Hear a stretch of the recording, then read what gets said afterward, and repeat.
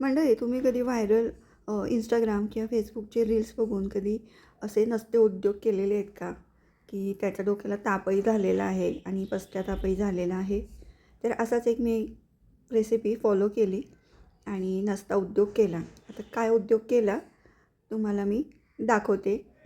व्हिडिओमध्ये मी रेकॉर्ड केलेला आहे, तर बघा. तुम्ही स्किप कुठेही करू नका, व्हिडिओ पूर्ण पहा. तर सर्वात आधी मी काय केलं, 1 वाटीभर मैदा घेतला. आता इथे मी प्रमाण अगदी थोडंसंच घेतलेलं आहे, कारण की हा उद्योगच आहे.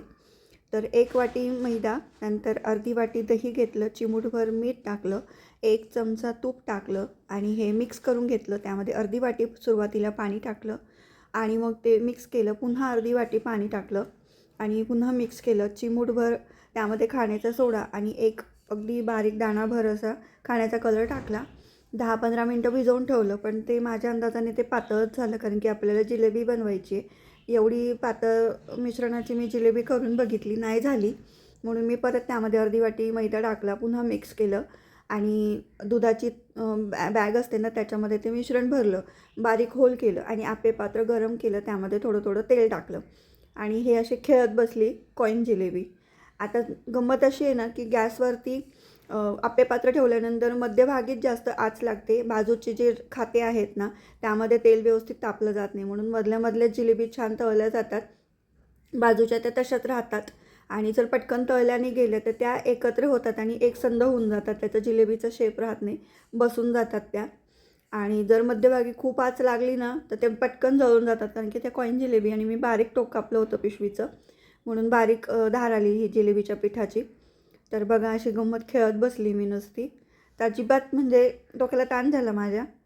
आणि दुधाची पिशवी वापरली, त्याची उंची मी म्हणजे कमी उंचीवर धरल्यामुळे हाताला खूप आच लागत होती तेल तापल्यामुळे. चव चांगली झाली, पण खूप राडा होतो. तेल उडतं, तेल वाया जातं आणि असंच याच्यातून या खात्यातून त्या खात्यात, त्या खात्यातून या खात्यात अशी जिलेबी करत बसावी लागते.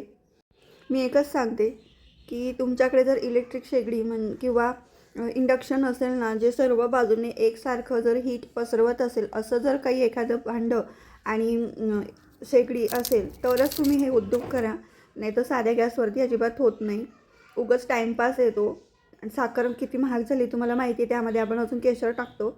एवढं सगळं महागामोलाचं फेकून द्यायला जीव नाही होत.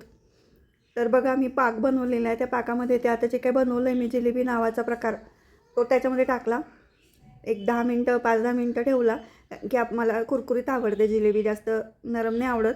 म्हणून मग मी पटकन काढून घेतली, ताटामध्ये ठेवली. आता रबडीमध्ये परत दूध वाया घालण्यापेक्षा मी आता माझ्याकडे मिल्कमेड होतं, तेच थोडंसं टाकलं मी. तर तुम्हाला जर असंच आवडत असेल आणि नसता उद्योग करायचाच असेल आणि ट्राय करायचंच असेल तुम्हाला एखादी व्हायरल रेसिपी, तर ही करून पहा. पण इंडक्शन शेगडी असेल तरच करा. आणि वरतून ड्रायफ्रूट्स टाकलेले आहेत. चवीला चांगली झाली, पण राडा पुष्कळ झाला. टाईमपास झाला, नसता टाईमपास झाला. मीच एकट्यांनी खाल्लं, घरच्यांनी कोणीच खाल्लं नाही. तर त्याच्यापेक्षा ना, हलवाईकडे स्वीट मार्टमध्ये जाऊन आणून गरमागरम जिलेबी आणून खा. असे नसते उद्योग करू नका. आणि करायची असेल तर मग प्रॉपर तुमच्याकडे पसरट भांडं असेल आणि जे पायपिंग बॅग असतील ना, त्याच वापरा. आणि प्रॉपर जर तुम्हाला रेसिपी भेटली असेल तरच करा, नाही तर काही उद्योग करू नका. याच प्रकारची एक रेसिपी होती बघा, आप्पे पात्रामध्ये घेवर बनवायची, मिनी घेवर.